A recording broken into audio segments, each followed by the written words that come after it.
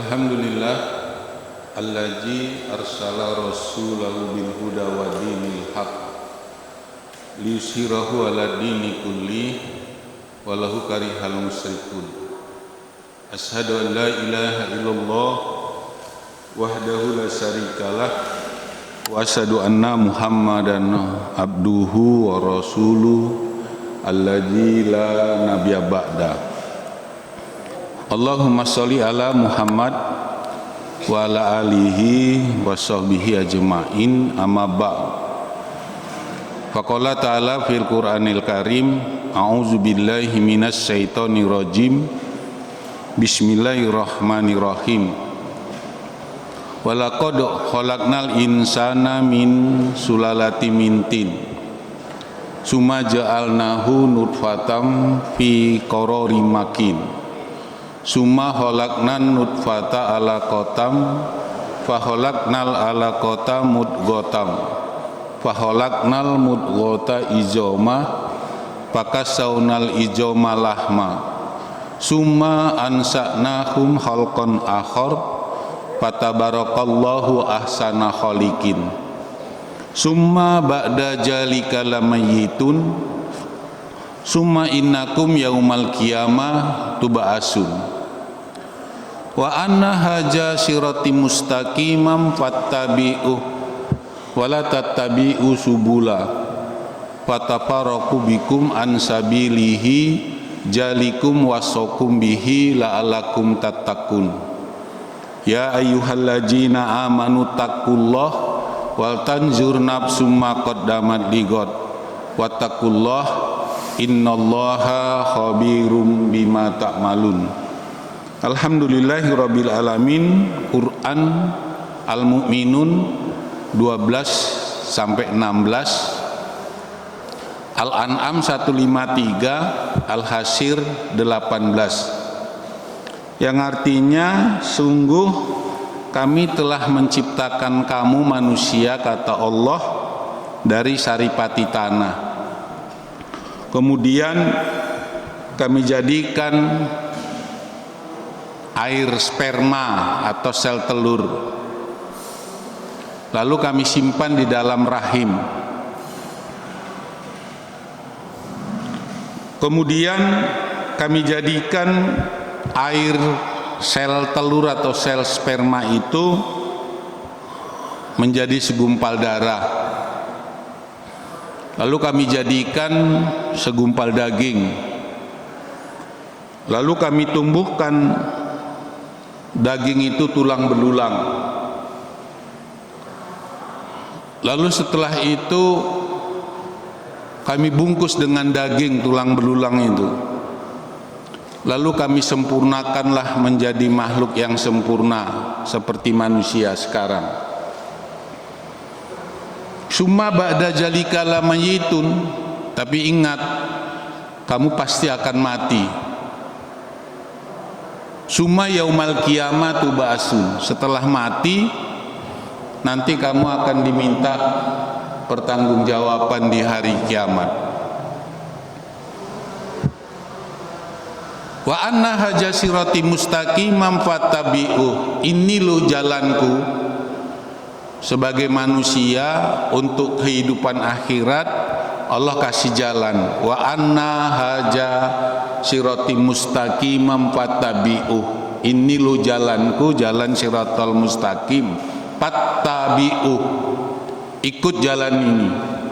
Wala tattabi'u subula, jangan kamu ikut jalan yang lain yang menyebabkan kamu tersesat dari jalan Allah.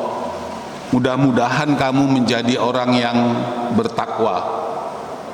Wahai orang yang beriman, ya ayyuhallazina amanu taqullah, bertakwalah kamu kepada Allah, dan hendaklah setiap diri wan tanjur nafsum ma qaddamat lighad, hendaklah setiap diri mempersiapkan apa yang telah ia lakukan untuk kehidupan akhirat. Wattaqullah innallaha khabirum bima ta'malun, sesungguhnya Allah sangat mengetahui apa yang kamu kerjakan. Alhamdulillahirabbil alamin. Quran Mukminun 12 sampai 16, Al-An'am 153, Al-Hasyr 18. Bapak Ibu jemaah pengajian subuh yang dirahmati Allah, kita bersyukur hari ini dapat berjumpa. Sebagian Bapak Ibu mungkin baru jumpa saya hari ini, tapi sebagian sudah sering. Di sana ada Ibu Kasmaboti. Ibu Kasmaboti ini teman haji saya waktu 2014. Juga suaminya teman saya. Ada Pang. Hari ini saya diminta untuk mengisi pengajian. Saya ulangi, saya bukan ustadz, apalagi punya sertifikat, tapi saya punya sertifikat dosen. Kebetulan sekarang saya pensiun. Dulu saya 2 periode pernah jadi dekan di Fakultas Ekonomi UMSU. Lalu 2 periode jadi WR1 UMSU, Wakil Rektor 1. 1 periode pernah jadi rektor di Universitas Al-Azhar Medan. Sekarang sudah pensiun. Kampus saya dari masjid ke masjid, mulai dari Medan, Sergei, Bangun Purba, Tebing Tinggi, dulu sampai ke Asahan Simalungun. Kajian saya manajemen kehidupan.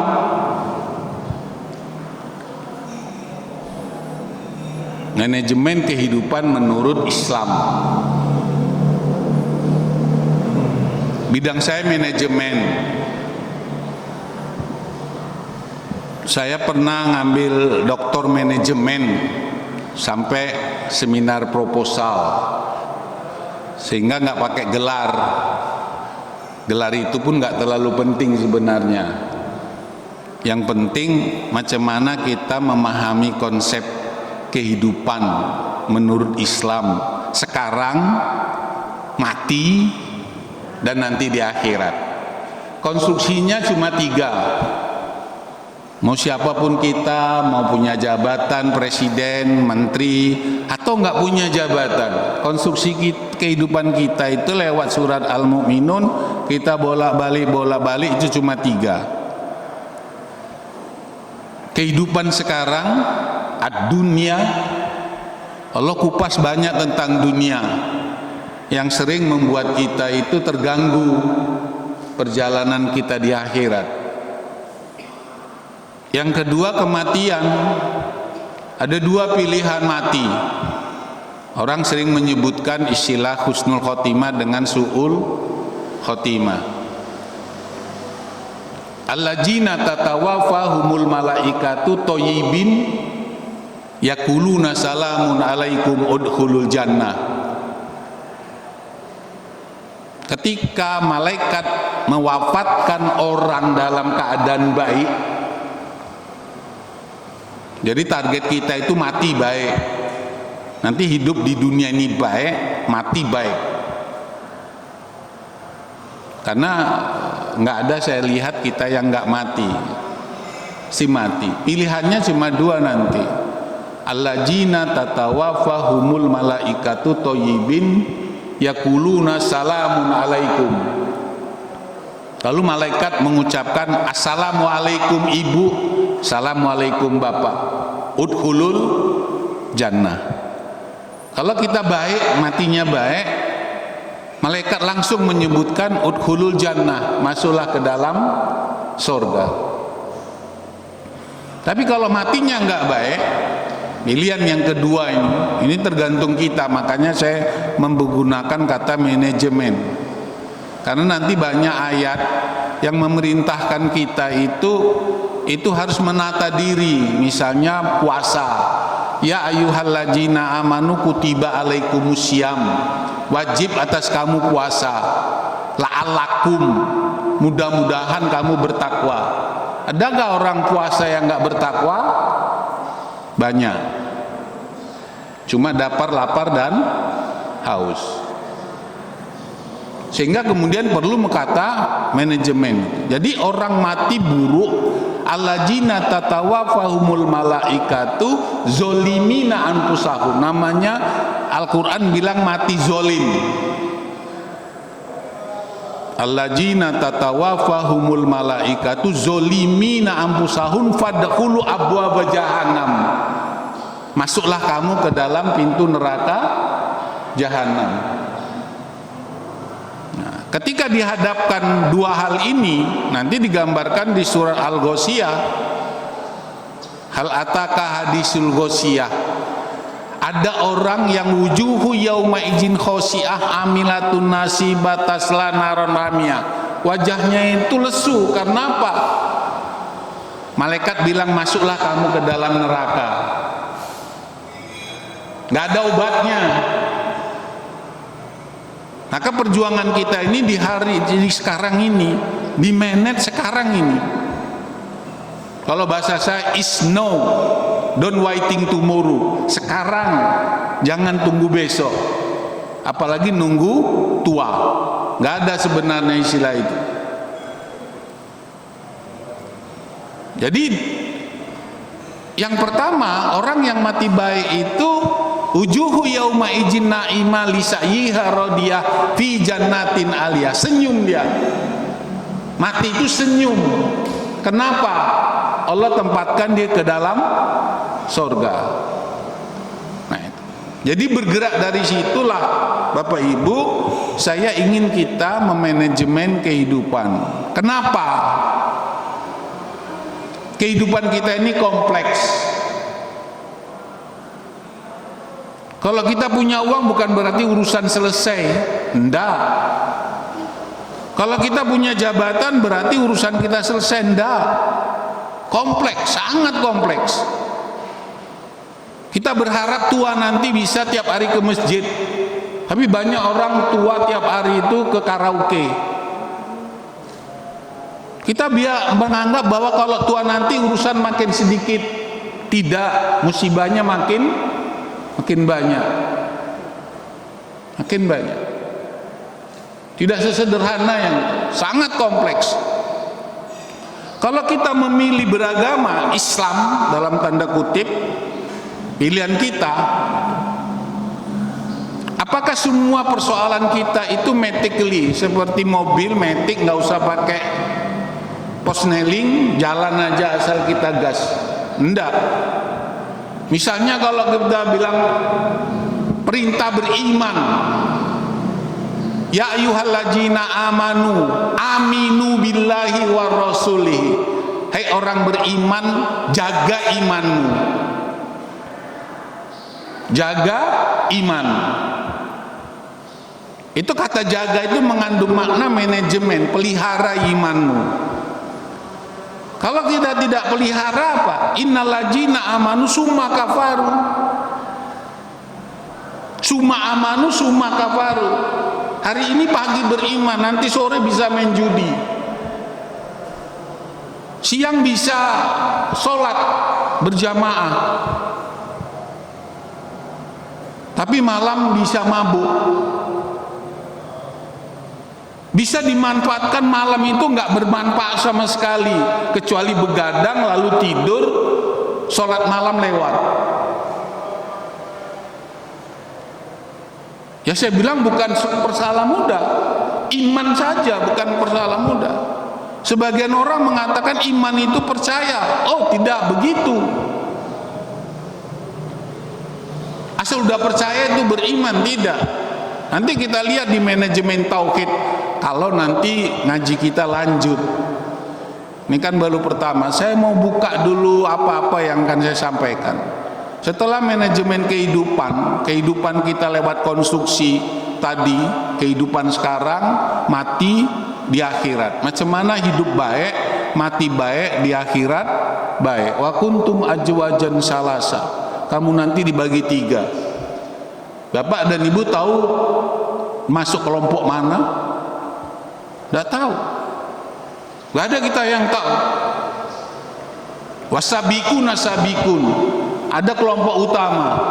Ada wa ashabul yamin. Ada wa ashabus shimal. Semua ini punya investasi, mau sabiku wasabiku, mau kelompok utama. Apa yang kita lakukan di dunia, kalau kita lewat sedekah, how much sedekah kita, berapa banyak sedekah kita tiap bulan? 1%, 2%, 3%? Semua itu ada catatan. Nilainya itu berapa, dan itu di manage. Nggak mungkin orang bisa tiba-tiba mau sedekah, belum tentu. Kalaupun kebanyakan orang nanti sedekah, kalau dia tidak menata dirinya bahwa sedekah itu untuk dirinya, membentengi dirinya, menghapus dosanya, dia nggak mikir sedekah. Bawa uang 2.000, yang penting masukkan kotak amal. Tapi kalau dia berpikir sedekah itu untuk dirinya, menghapus dosanya, untuk membentengi dia dari musibah, maka dia menjadikan sedekah itu prioritas. Itu nggak bisa datang sendirian. Orang yang niat sedekah itu di Ramadan itu besar, dia kumpulkan dananya setahun, setelah Ramadan belum tentu sedekahnya lanjut. Perlu memanajemen. Jadi kata-kata wal tanjur nafsu maqaddamat ligot. Ayat Al-Qasas 77 bilang wabtagi fima ataqallahu darul akhirah. Kalau mau kelompok utama itu tadi, atau paling tidak kelompok kanan, jangan masuk kelompok kiri. Al-Waqiah. Sering dibaca surat Al-Waqiah. Jadi ini konsep kehidupan, bahwa di akhirat kamu akan dibagi 3. Maka kita ingin dunia baik, akhirat baik, mati baik, akhirat baik. Nanti kita lanjut kajian minggu depan. Tadi saya bilang, apakah iman kita itu sudah bagus? Kalau sekedar percaya, surat Hujurat ayat 14 bilang qalatil a'rabu amanna kullam tu'minu walakin kullu aslamna. Orang Arab, ini orang Arab nih, bukan orang Jawa, bukan orang Melayu, bukan orang Batak. Orang Arab itu sukunya Rasul. Orang Arab yang datang kepada Rasul, qalatil a'rabu amanna. Orang Arab datang kepada Nabi bilang, mengatakan, ya Nabi ya Rasulullah, aku sudah beriman. Nabi lewat wahyu bilang, kullam tu'min, katakan kepada mereka, kepada dia ya Muhammad, kamu belum beriman, kamu baru Islam. Falamma yadkhulul imanu fi qulubikum, karena iman itu belum masuk ke dalam hatimu. Jadi tidak benar kalau kemudian iman itu sekedar percaya. Jadi kalau saya beriman, lalu nanti kita masuk surga, macam mana kalau kemudian beriman kafir, beriman lagi kafir lagi, lalu bertambah kekafirannya? Ajan berkumandang dia nggak ke masjid, Al-Quran nggak dibacanya, sedekahnya pelit. Ini yang pertama yang saya sebutkan. Jadi iman. Lalu kalau kemudian kita beriman itu, kalau bahasa fikih itu menyebutkan iman itu dibenarkan hati, dinyatakan dengan lisan, dilaksanakan dengan perbuatan. Apa buktinya? Sholat. Kalau punya rezeki, haji. Apakah orang haji kemudian perlu memanajemen hajinya? Perlu. Kalau orang itu mempergunakan klausul Ali Imran 97 itu, mastatoktum itu, istitoah itu, pergunakan istitoah, mampu. Maka orang yang memanage dirinya untuk haji, dia nggak mikir rumah duluan, dia nggak mikir mobil duluan, dia nggak mikir yang lain-lain. Walillahi ala nasijul baiti manis tato'a ilaihi sabila. Bagi yang mampu. Persoalannya kan kemudian kita telat. Bukan perkara tidak boleh, tapi perlu mempergunakan manajemen. Lalu apalah kemudian yang bisa dilakukan seorang yang uzur umur 80 tahun berada di Mekah? Penginapannya di Ajijiyah 15 km. Sedangkan masjid dekat rumah aja dia nggak sanggup jalan. Mau tiap hari ke Masjidil Haram, mau tawaf. Sayang kalau di Masjidil Haram kita nggak tiap hari tawaf, harus disorong kursi roda. Berapa nilai kursi roda kalau sekarang kita jalan sana? 150 sampai 200 rial. Kalau dikalikan 5.000, itu 3 jutaan lebih. Lalu kita harus wukuf, harus di Muzdalifah, kemudian sehingga ada pilihan antara tanajul dengan murur. Orang nggak perlu turun dari bus di Muzdalifah itu karena nggak ada tenda. Kita berada di langit terbuka, cukup di bus, semua di maintenance. Lalu kita sampai di Mina, jalan 10 sampai 15 km melontar jumroh. Bapak Ibu bisa bayangkan kalau umur 80 tahun, bahkan ada yang 105 tahun. Maka yang muda-muda ini enak, baru menikah, nggak usah mikir rumah dulu, nggak usah mikir mobil dulu, daftar haji, mudah berangkat, bisa menikmati tawaf di tengah jutaan orang. Itu yang saya sebutkan dengan konsep manajemen, bahwa semuanya harus kita maintain. Jadi iman itu, kalau kita maintain iman itu sampai pada titik, walaupun nanti kita akan bahas fungsi, kedudukan, manfaat iman, tapi kita harus pada titik itu. Sekarang berada di titik apa kita beriman? Wa'lamu anna fikum Rasulullah la yu'itukum fi kasirim minal amri la anitum walakinallaha hababa ilaikumul iman wa zayyana fi qulubikum. Orang beriman itu Allah menurunkan keimanan itu sampai pada tingkat dia rasakan iman itu indah di dalam hati, dan cinta terhadap keimanan, cinta terhadap keimanan.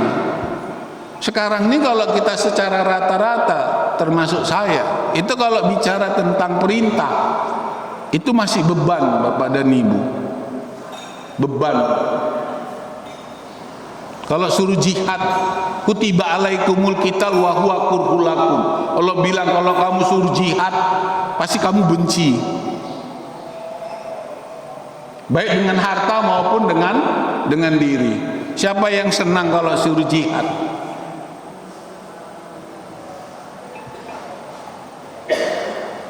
Di surat Al-Baqarah 207 itu disebutkan ada orang yang mau mengorbankan kepentingan dirinya hanya untuk mardotillah, keridhaan Allah. Yang dicari cuma ridha Allah. Ini nggak mikir dunia. Misalnya nanti Bapak Ibu baca tafsir 2 Al-Baqarah 207, baik tafsir apa saja, mau Ibnu Katsir, mau Tobari, mau Qurtubi, silakan. Itu menyebutkan ada satu orang yang hanya ingin hijrah dari Mekah ke Madinah mengikuti Rasul. Itu hartanya semua dia tinggalkan. Namanya Suhaib bin Sinan. Sampai dia di Madinah, dia jumpa sama Rasul. Kamu beruntung dalam perdagangan. Kita kan belum. Kalau nanti ditanya latar belakang kita beriman, keturunan, Kan modal kita modal keturunan. Ada nggak sahabat yang dulu beriman bukan karena faktor keturunan? Nggak ada. Abu Bakar enggak, Bilal yang disiksa itu enggak, Abu Dzar Al-Ghifari enggak, Salman Al-Farisi enggak, Umar apalagi. Jadi kita harus tata ini, iman ini harus kita tata sampai apa? Sampai merasakan iman itu indah. Atau kasus misalnya Abu Tolha di Madinah, datang orang muhajirin hijrah, belum makan, Rasul banyak bilang siapa yang punya makanan, nggak ada yang jawab. Istrinya dipanggil, ada makanan di rumah kita? Nggak ada ya Rasulullah.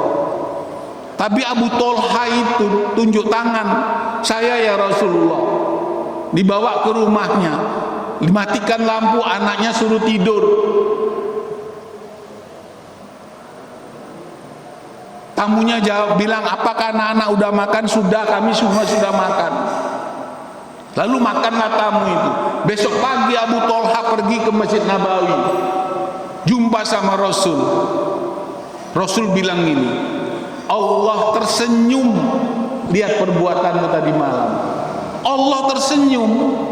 Pernahkah kita beriman merasakan Allah senyum sama kita?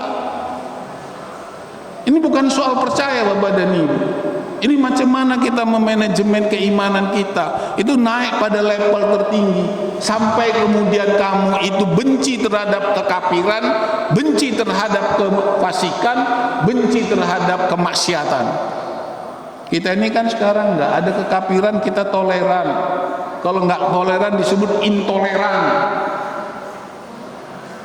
Ya kan Bapak dan Ibu?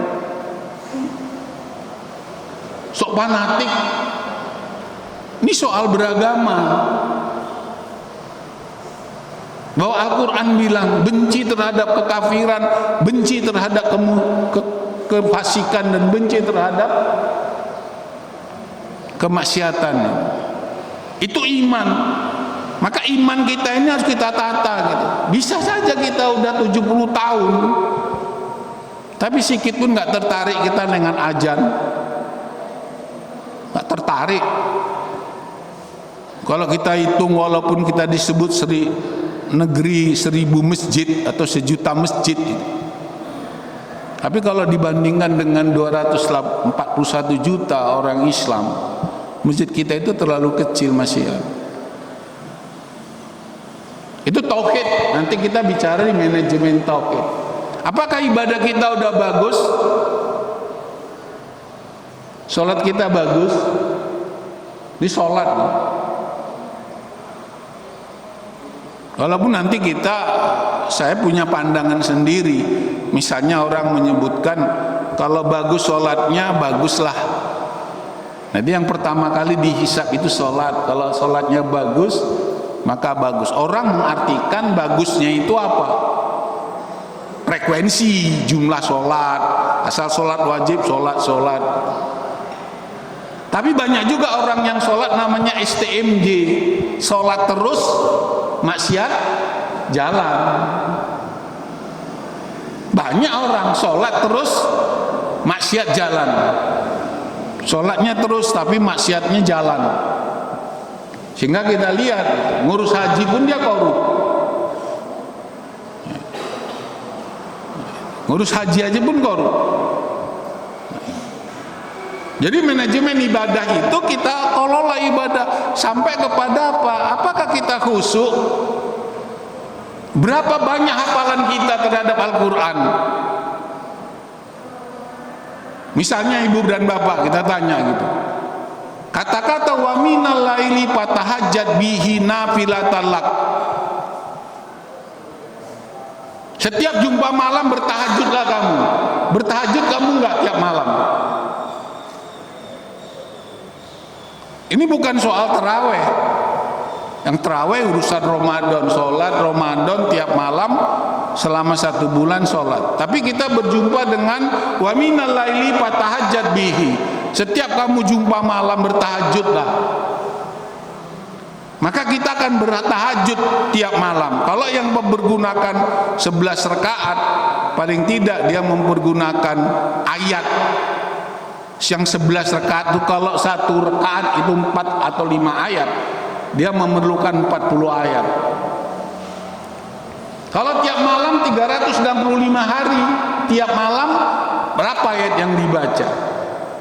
Kalau setiap bulan itu putarannya 10 hari sekali di ayat baru, paling tidak dia memerlukan 400 ayat. Hanya untuk sholat malam. Bisakah orang melakukan itu kalau tidak di-manage? Hari ini saya hafal 1 ayat. Bisa 1 hari 1 ayat? Nggak dapat. Apalagi yang udah tua-tua. Kalau saya ini makin parah. Saya ini pengidap jantung dan stroke.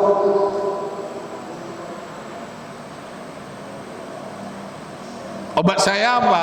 Nggak main game. Kalau ada orang saya tanya, obat untuk terhindar dari stroke itu main game lah Pak. Saya enggak. Walaupun 1 bulan mungkin cuma dapat 1 ayat. Tapi nggak apa-apa. Mau tidur, bangun tidur. Jadi ibadah kita pun harus kita kelola. Kalau nggak kita baca, apalagi sampai cerita khusyuk. Mungkin banyak orang bapak dan ibu baca Fatihah saja, ya kan? Baca Fatihah itu masih susah kita untuk khusyuk. Karena kalau khusyuk itu adalah paham. Apalagi nanti sampai baca surat Al-Baqarah, macam tadi baca surat Al-Isra, ya kan?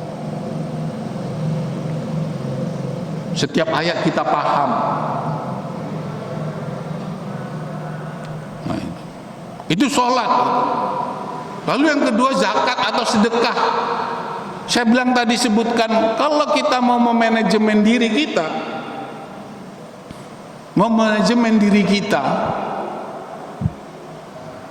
berapa alokasi sedekah yang kita keluarkan setiap bulan? Kalau mau pakai derajat takwa, Allah mempergunakan nomenklatur anfiku bisoroi wadoro, lapang maupun sempit. Pernahkah kita berpikir bersedekah waktu sempit? Kita punya 1 kilogram beras, ada orang minta, bisa nggak kita keluarkan 1 muk beras? Kenapa? Yas'aluna ma yunfikun kullil afwa. Mereka tanya, apa yang aku sedekahkan? Lebih dari kebutuhanmu. Kalau lebih dari kebutuhan kita, sedekah. Ini nggak mudah Bapak dan Ibu. Nggak mudah untuk bisa mencapai orang mau bersedekah. Kecuali kita punya tekad untuk bisa sedekah. Haji udah saya, itu soal iman, soal ibadah. Loh, soal kehidupan, kita sebutlah yang paling dekat dengan kita, keluarga. Kalau orang kawin, itu biasanya dibacakan 2 ayat. Wa min ayati an khalaqalakum min anfusikum azwajan litaskunu ilaiha wa ja'ala bainakum mawaddah warahmah. Orang kawin itu tujuan utamanya pertama sakinah, mawaddah, warahmah. Ini sering, mudah-mudahan sakinah. Pertanyaannya, macam mana supaya sakinah? Macam mana supaya mawaddah? Mawaddah itu cinta romantis. Cinta romantis itu apakah mulai dari pengantin baru sampai nenek-nenek masih romantis? Ada persoalan. Ada bapak ibu yang udah tua-tua jalan masih gandengan.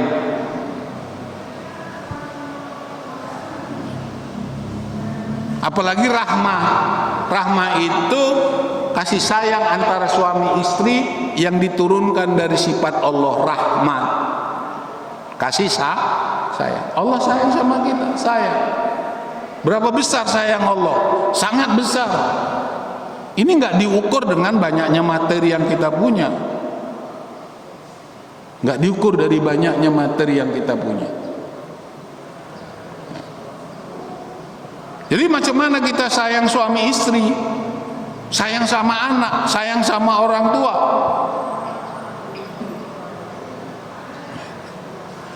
Jadi kalau Nabi naik di atas mimbar, dia baca amin, dan kedua amin, yang ketiga amin.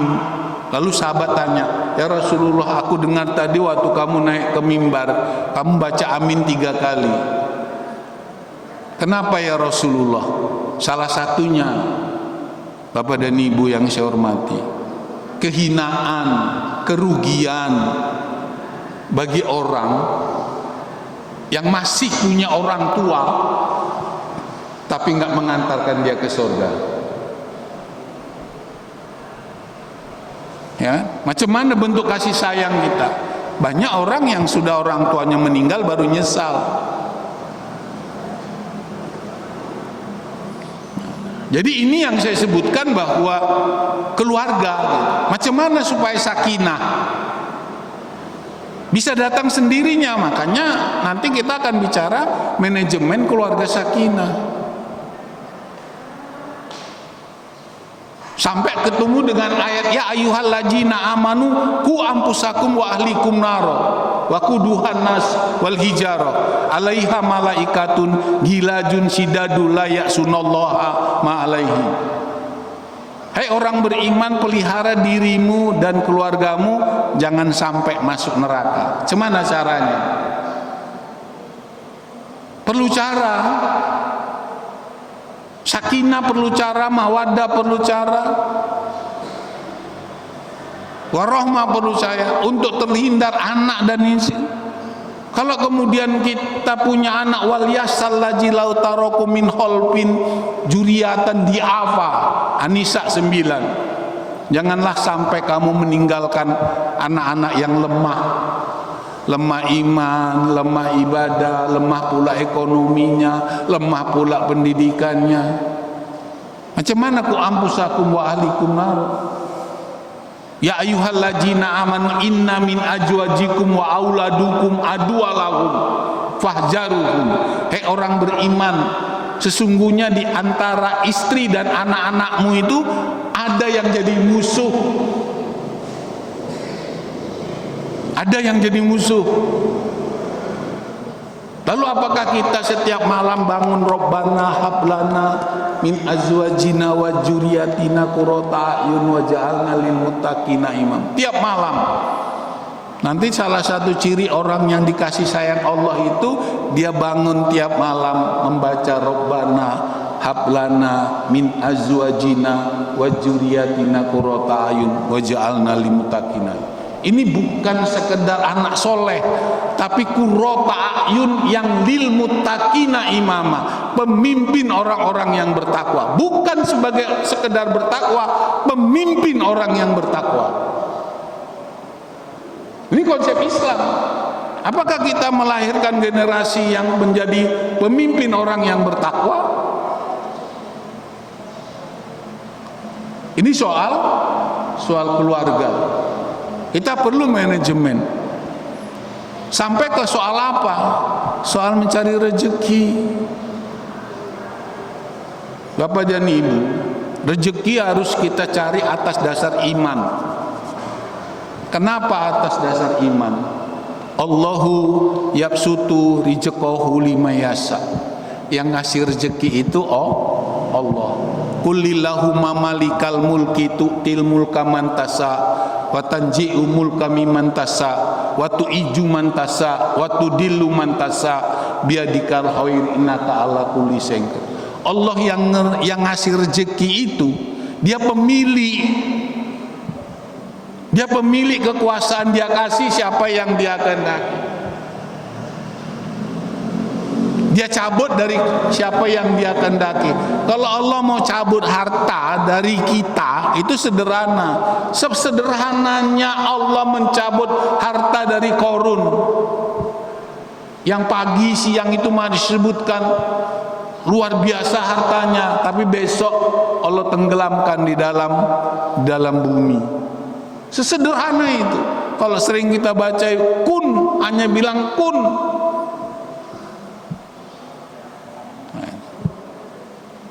Ini yang saya inginkan, bahwa kita mau manajemen kehidupan sampai ke persoalan rezeki. Jangan kita terganggu dengan sekarang Ustadz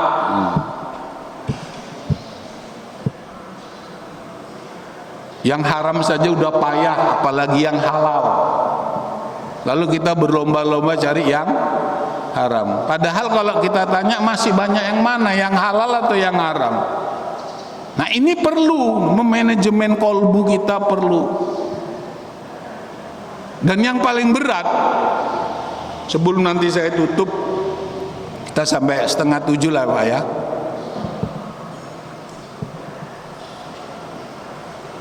Hidup ini punya tantangan. Tantangan hidup. Bisakah kita masuk surga pakai joget-joget kemudian masuk surga? Nggak usah sedekah, nggak usah sholat, nggak bisa. Musuh yang pertama itu setan. Maka kita perlu memanajemen perilaku setan. Ya ayyuhalladzina amanu la tattabi'u khutuwatis syaiton wa may yattabi' khutuwatis syaiton fa innahu ya'muruna bil fahsya'i wal munkar.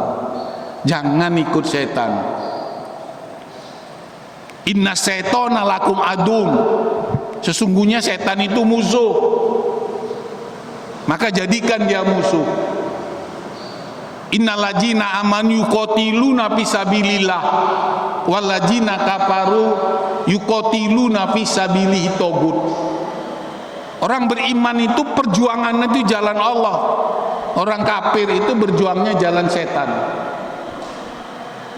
Maka kita ini sekarang banyak berjuang di mana? Tenaga kita, pikiran kita, uang kita, harta kita untuk apa? Jangan nanti setelah kita evaluasi, kata-kata manajemen itu evaluasi, kita nggak berhasil. Ada hawa nafsu. Hawa nafsu itu berat. Ada hati yang sakit. Hati kita ini ada yang sakit, walaupun kita nggak sakit leper, nggak perlu ke dokter, tapi sakit. Kalau bahasa orang SMS, susah lihat orang senang, ya. Senang lihat orang susah. Nah, ini yang saya sebutkan dengan manajemen. Dan puncaknya, setelah tantangan hidup kita nanti jalani, kita akan tutup manajemen ketakwaan. Bapak dan Ibu, puncak prestasi seorang mukmin itu takwa. Puncak prestasi seorang mukmin itu takwa. Bukan banyak harta, bukan banyak jabatan, bukan banyak popularitas atau pengikut di media, tapi takwa. Innal muttaqina fi jannati wa uyun. Orang yang bertakwa itu tempatnya di sorga. Lilladzina taqau inda rabbihim jannah. Orang yang bertakwa terhadap Tuhan itu tempat tinggalnya adalah sorga. Seperti apa profil karakter orang yang bertakwa itu? Nanti kita akan bahas di manajemen ketakwaan. Kesimpulannya, Bapak Ibu, saya bicara tentang manajemen kehidupan, pendekatan manajemen, menata, memperjuangkan, mengevaluasi hidup. Apakah kita ini layak masuk surga atau tidak? Layak masuk surga atau tidak?